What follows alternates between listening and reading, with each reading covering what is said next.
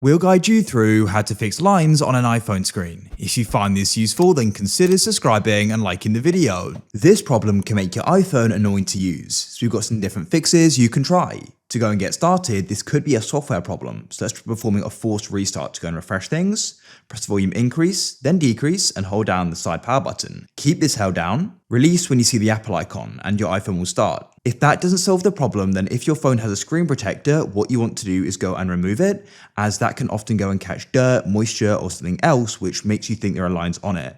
You can take it off and clean your iPhone and see if that solves it. If you're finding the lines still appearing, then what you want to try doing is actually going and pushing down on them on your phone and sort of massaging it. This may sound weird, but it's been reported this can go and solve it. So you can push down on them like so. If that solves it, it's likely to be a hardware problem. Perhaps you went and dropped your iPhone. If that still doesn't work, then what you should try doing is getting in contact with Apple, as they may need to go and repair it, or they may have another solution for you.